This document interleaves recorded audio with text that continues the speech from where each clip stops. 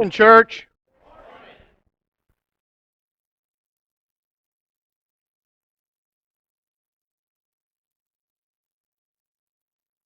Noticed how hot it has gotten in the last few days.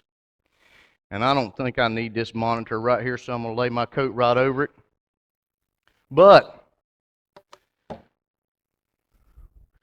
we say good morning because it's morning.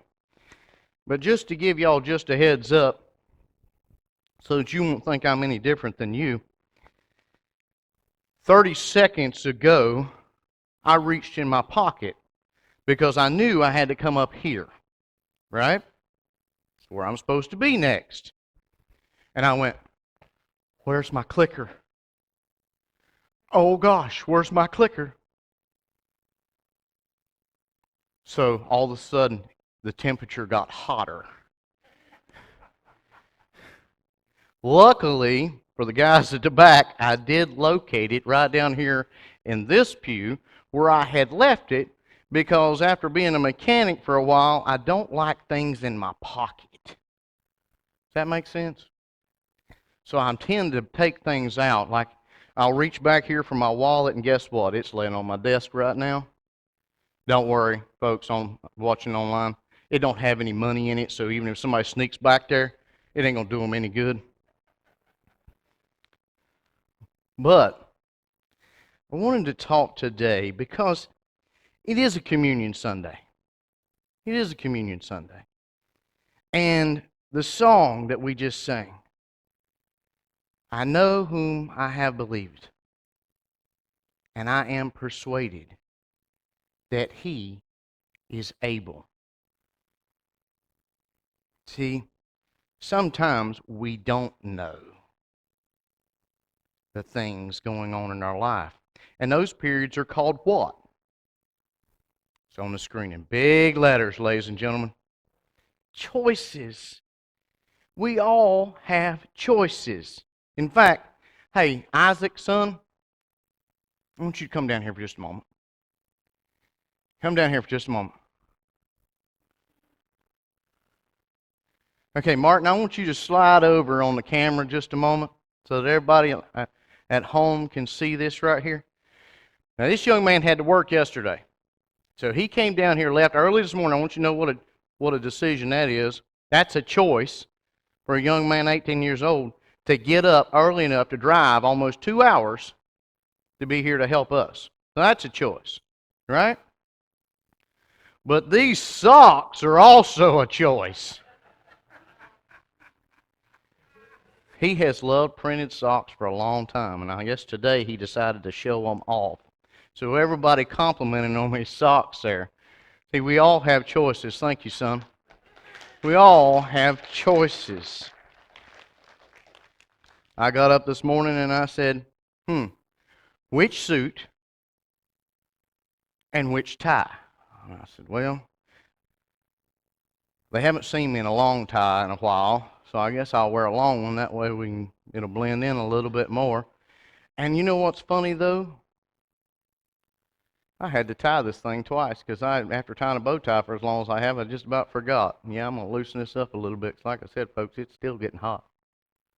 You don't believe me, you climb up here. We'll welcome Pastor Bob and I will let you, any one of y'all preach right up here one Sunday if you want to. This is the hottest place in church.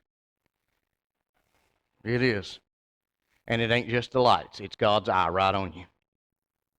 We have choices. We have choices. That picture there is buffet. I figured we'd love that being Baptist right there. We call them potlucks, and next Sunday we're going to show some of you a video of the potluck July 4th that we had this past Sunday at my house. It was a lovely time. Those that were there know they were, but we're going to share the lovely time just a little bit through pictures with you guys next week if we get a moment. But buffets, we love buffets. And I talk about the potluck because it's pretty much a buffet, right? Everybody brings a dish. And if you're like me, you get a little sample of this, a little sample of this, a little sample of this. And then you go sit down and okay, I'll get some more of that. So the second time you go through, you're like, yeah, I remember that dish. 2 scoops. Again, that's a choice too, isn't it? That's a choice too. I'm trying to choose to be a little thinner these days because I was told two weeks ago, well, you'll have to do communion by Pastor Bob. And I said, that didn't give me much of a choice because I had to thin down to get back in these a little bit. But it's choices. And choices are everywhere. They're everywhere.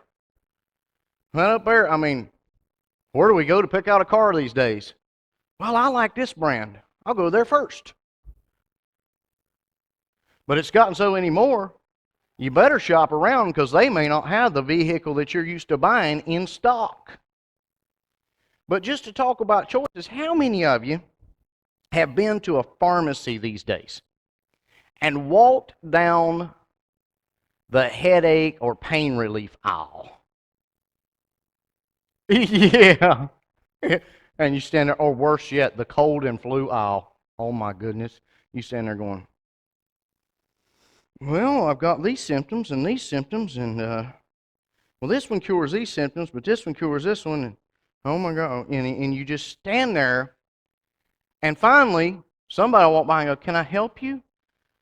Yeah, I've got this, this, and this. And what I have noticed is because of all the choices that we have on that one aisle, at least at Walgreens, if somebody knows you, they'll pick one up and just stick it in your hand. Yeah, that happened to me. They just said, okay. Pharmacist just picked one up and stuck it in my hand. That ought to do what you want it to do. Now, I had no idea if it would, but I couldn't make the choice. I couldn't make the decision. There was too much. Too many choices. I remember when I was young and I said, but Dad, I want to do this.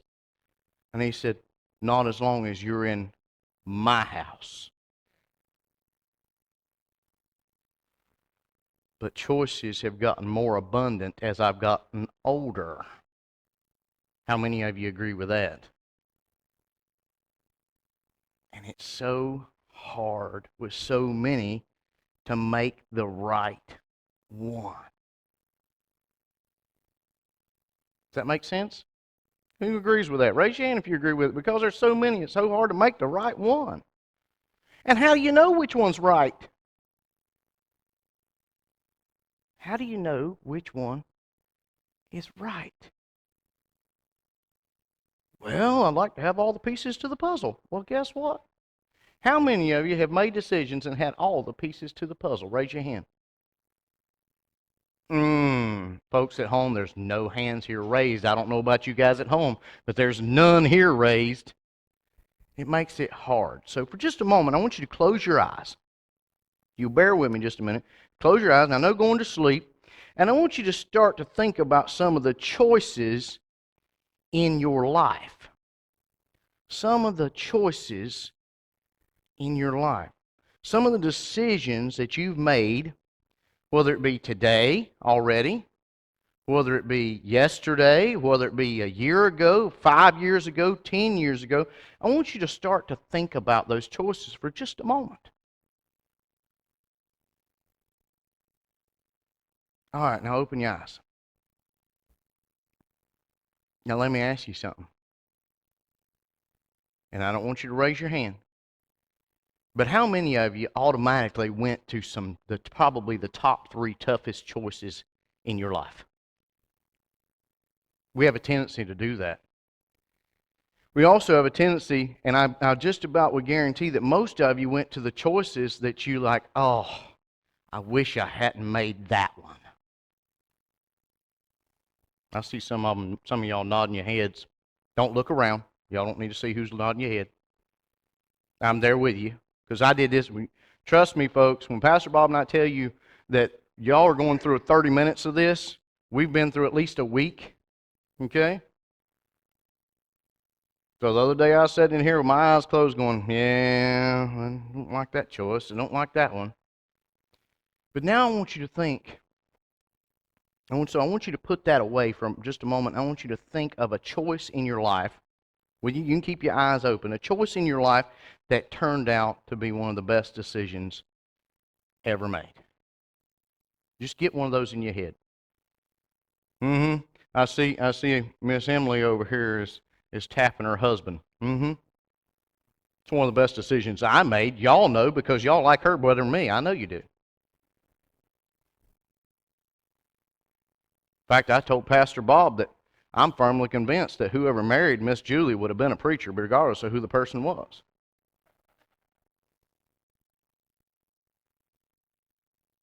Those good decisions, those really good decisions. We're going to start today in Numbers. And I say start because we got quite a few scripture, although I kept it short. I remember my first sermon when the guy told me we wandered around in the desert and for 40 years before we ever got to the point. So I'm going to keep it short, although, guess what? We are going to talk about that just a little bit.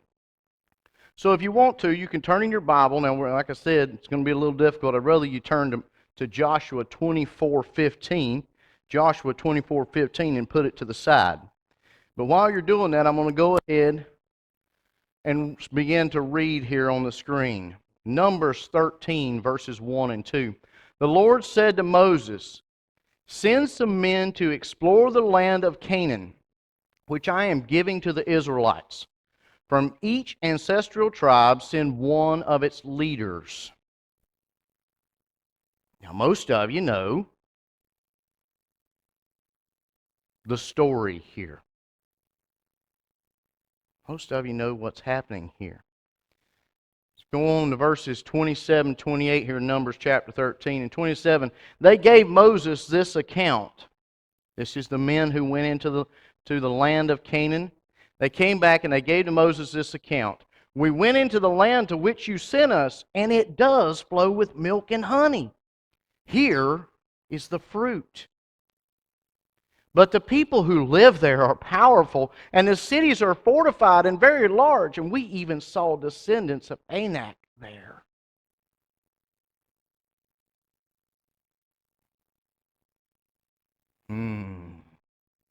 So you were right, Moses. But who said it before Moses? God said, "I give unto Abraham this land flowing with milk and honey." And they came back and they said, "Yeah, it does. It flows with milk and honey. But I'm scared because they be giants there." Now, I know I'm paraphrasing just a little bit. They probably didn't say it exactly like that. But they did say they're sons of Anak, which is considered giants. And they were scared of the fortified cities and the big men.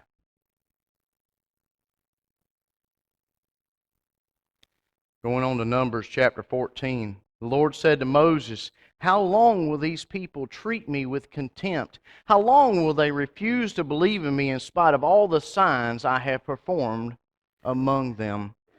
See, what we're dealing with here is a choice. What we're dealing here is a choice. God brought the people up out of Egypt. He brought the Israelites out of Egypt. God parted the Red Sea. God gave them food to eat. God took care of them, and God promised them a land flowing with milk and honey. And it indeed was flowing with milk and honey. And yet, the people made a choice. And what I love is, I didn't include these scriptures here, but what I love is if you read this chapter 13 and into 14, you will see that after these gentlemen met with Moses, not only that, they went out into the let's call it what is, congregation, and they spread the negativity. They said, "There's giants there." They didn't talk anything about how big. I mean, the Bible describes that they carried back one fruit that they had to carry, two men had to carry it. It's in there. Believe me, if you don't believe me, read it right now. You can do that. You folks at home, go ahead and peruse it. Took two men to carry back one bundle of fruit. Just one. Now, I don't know about y'all, but I'd love to have a cucumber that big. Just think about it.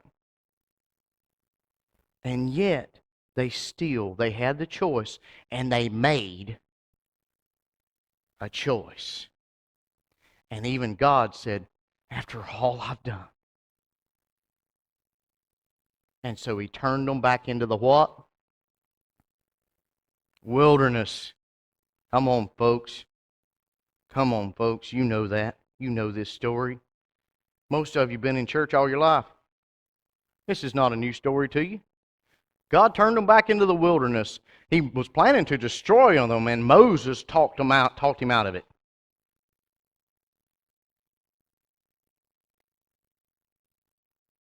Now, I'm going to go ahead and give you a little side note here. Okay? There's only one reason Moses was able to talk God out of it. How many of you have ever talked your parent out of whipping you?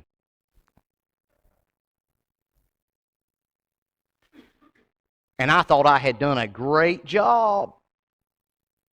And I found out with my own kids, there's a little word called love. It wasn't me that did the talking. It wasn't Moses that really did the talking God out of it. It was because God loved his people.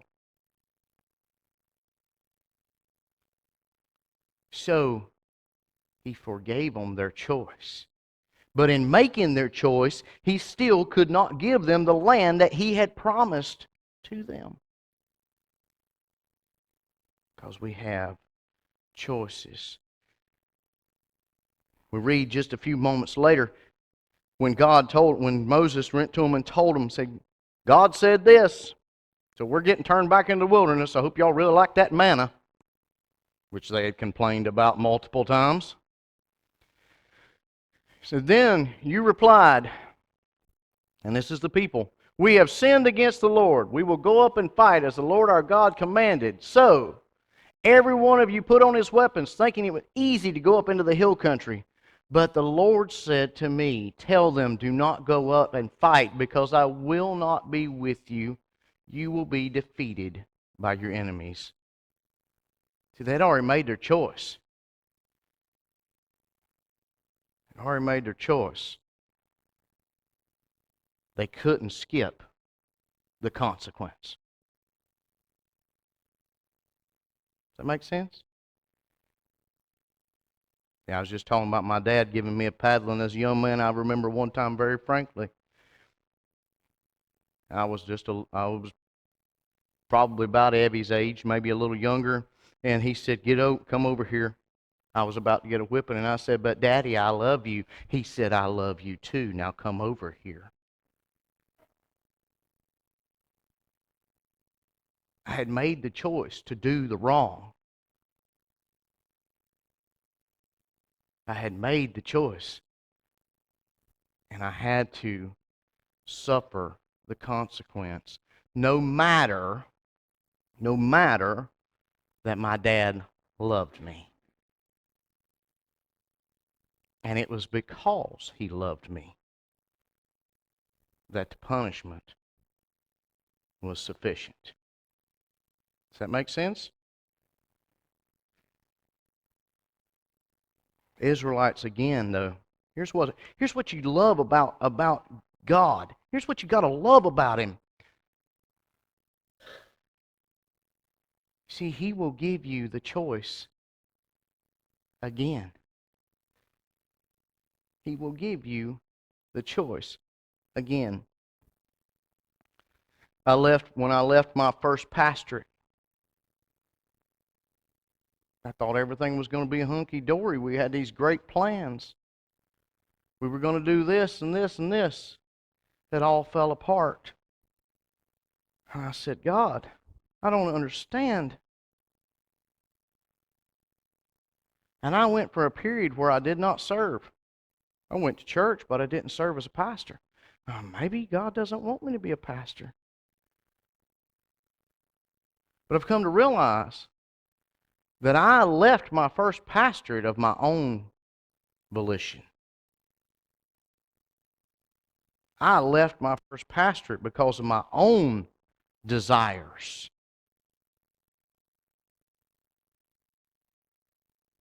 But God brought me right back into it after a period of time, which is why I'm standing before you now.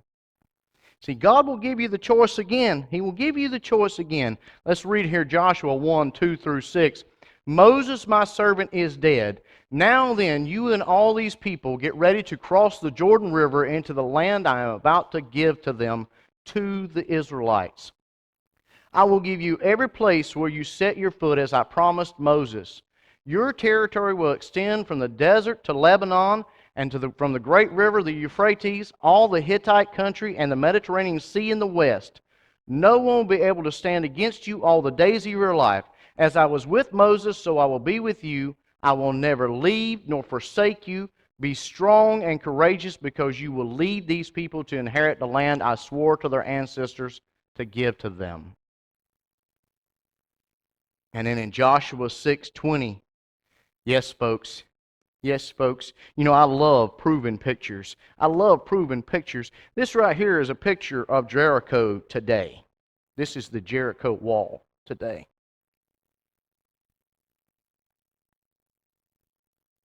Now, what I want you to understand is scientists have determined that the way those rocks are scattered is not natural. Go figure, right?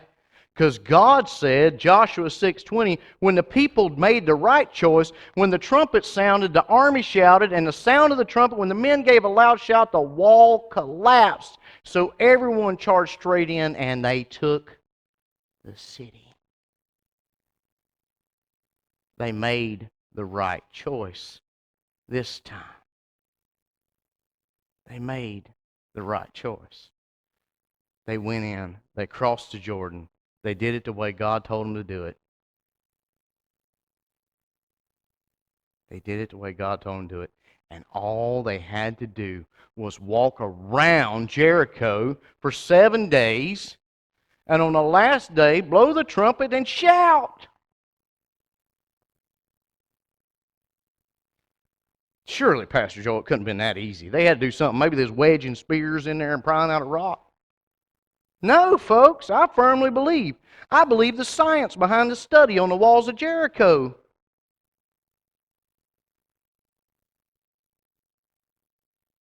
It doesn't match natural collapses. Go figure. Now, I know the scientists are trying their best to figure out some other way to explain it, and I already know the explanation, and you should too. What is it? God did it. God did it because God is God of everything and everyone and all we know. He made it. He can control it.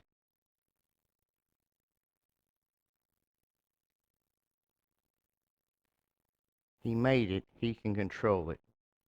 God had me read in Exodus one time for 2 weeks. And I finally said, God, I don't understand why I keep reading this. And it came back to me because you keep missing it. I'm like, but there's all these miracles in the Exodus story. Finally, it jumped out at me. One little bitty verse said, and God hardened Pharaoh's heart. God is in control of everything. But God will give you the choice. Make sense? God will not force you to do anything. He will merely suggest you do it. But if you do it, the walls will come tumbling down, and you will be able to take the city with ease. Everybody shaking their head? Yeah. See, God gives us choices. Israel had choices. The first time, they even whined, maybe we should appoint a new prince to take us back to Egypt. It's like the third time they said, we'll just go back and be slaves. Why? Because they were scared of the choices. Just like me in Walgreens, when that pharmacist just picked one up and put it in my hand. We tend to be afraid of the choices that are before us. We have to make choices. We have no choice. I have to choose to get up. I have to choose to put on my clothes. I have to take a shower, put on my clothes, come to church here and worship with you guys, and go. Then I have to choose what I'm going to eat. Well, most of the time I have to choose whether I'm going to eat or not. My wife pretty much chooses what I'm going to eat. It's easier that way. Sometimes I do tell her, don't buy this again. That's almost on my lap. See, they had choices. And what's funny is we were just talking in Joshua chapter 3, Joshua chapter 6. Now we're Joshua 24, and Joshua is reminding them in the chapter, 24th chapter, verse 15. He says, "But if serving the Lord seems undesirable to you,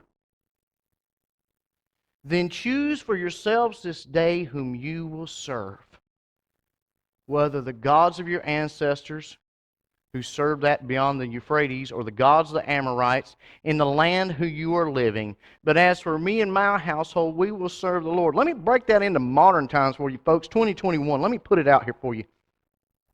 Joshua is saying, choose you who you will serve.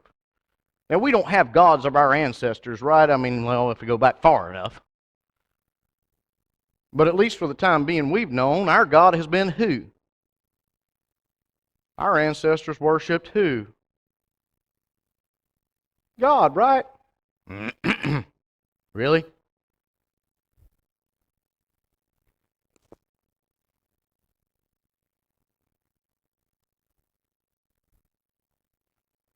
What's most important?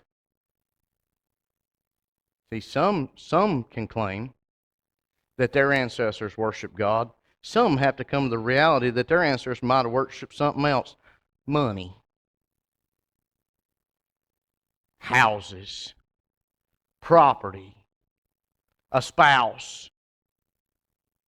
Yes, you can even worship your spouse. See, I'm putting this in 2021 language, folks. Choose you this day whom you will serve.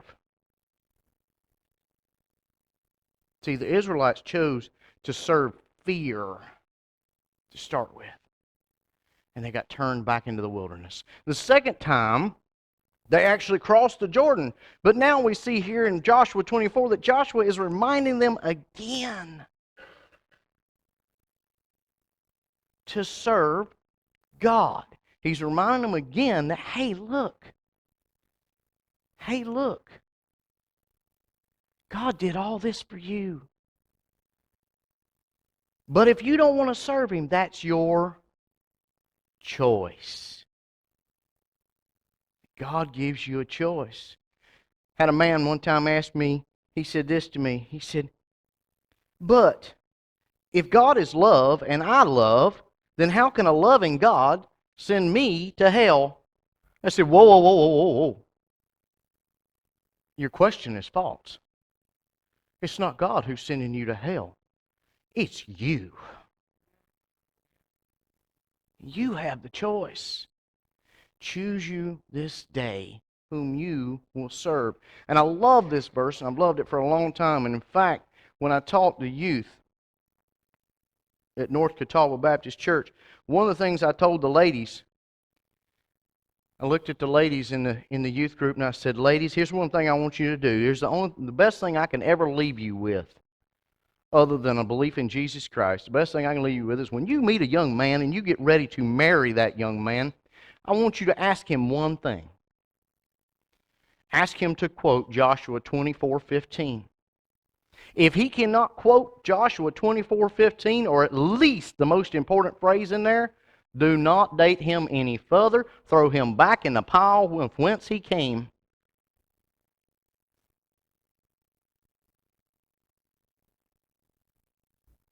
And then I looked at the men and I said, make sure you memorize this verse. Because as for me and my house, we will serve the Lord. I'm making that choice. And it ain't always easy because of temptation. Temptation to the gods of my ancestors. There's temptation.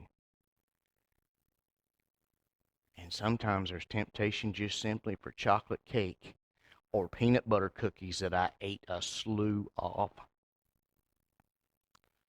But lucky for me, God is still just. And I was able to just squeeze into these slacks today.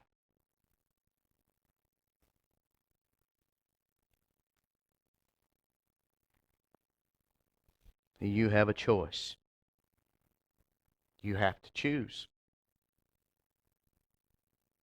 Because even not making a choice is a choice. I'd rather kick that down the road, or as that new press secretary, we'll circle back. We'll circle back to that. We'll circle back to that. That's a choice to circle back to it. See, even no choice at all is still a choice. Well, can't we put that on hold, God? Hey, God, I don't know if I can be ready to go to High Point in 2 weeks. Yeah. If you go back and look, this church voted to call me on July, I believe, the 19th. I could look it up on my phone because I still had the voicemail saved. The results of the vote. And my start date was August 4th. Lord, I don't know if I can make it. And I probably couldn't without him and her. And I'm pointing at my wife. Because there's a lot to do. How many of you moved before? But I had a choice even then. I had a choice. But if I had just said, we're going to put this off, it still would have been a choice. The church has a choice too. God's church has a choice. If you don't believe me, read the first chapters of Revelation. In there he talks about 7 churches. Each one of them made a choice. The church has a choice too. The Israelites had a choice. The Israelite nation could have stoned those 12 men and said, we're following God, not you. They didn't have to stone them. They could have just put them out of the camp. They could have just said, well, you can either come or stay here, but we're going across Jordan.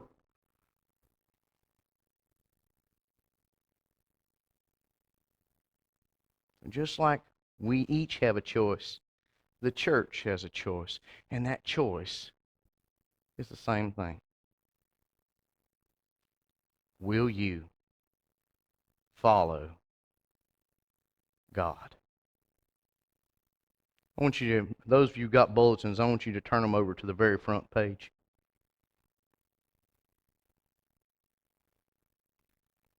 Miss Vicki, if you want to come on up. I want you to turn them over to the very front page.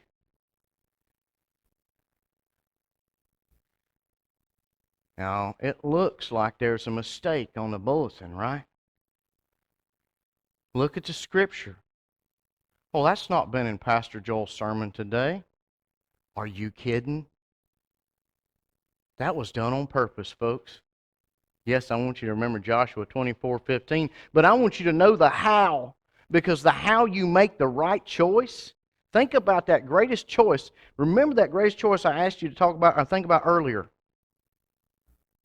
Did you not pray over that before you made it? Did you not hear a little voice inside of you say, yeah, that's the choice I want you to make? Did you not feel good about that choice? And was it not turn out to be a great choice? I lean not on my own understanding. As for me and my house, we will serve the Lord. See, serving the Lord doesn't mean that you know all the answers.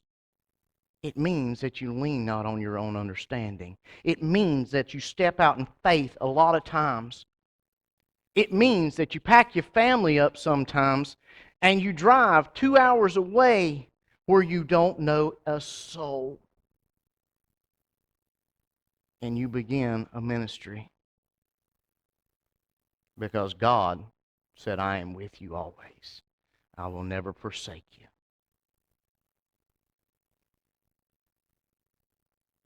And it means that the church has to step out on faith too, a lot of times. Because if all you want to do is stay on the one side of the Jordan, God's going to say, well, you made your choice. Here's the wilderness. And I'm sorry, folks. I told Pastor Bob I was going to draw this correlation. But I think Joy Community Fellowship has wandered in the wilderness long enough. I'll leave you to think about that for a minute. We need to step on faith. Step on faith. Make the choice for God. And follow His leadership. And I guarantee you, He will make the pathway clear. He always has. You're going to have that choice here in just a few moments. And while we do that, I want everybody to stand up. We're not going to give a formal invitation, but I want everybody, if you're able to, I want you to stand up. If you're not, stay seated. And as Miss Vicki begins to play, I want you to close your eyes. I want you to close your eyes. And I want you to just talk to God for a moment about choices. Not choices in the past. Those are gone, folks. But choices coming. I'll be right down here in front as Miss Vicki begins to play. If you need me or you need me to pray over you, I'll be right here waiting on you. But I want every head bowed and every eye closed. Because, folks, you have a choice. You can choose Jesus or you can choose the wilderness. But it's up to you. And we're going to take just a few minutes. Again, every head bowed and eyes closed. Lord God, give us those choices. Give us the faith to follow you, Lord. Give us the strength. You'll never forsake us. Lift us up, Lord, as we seek to do your will.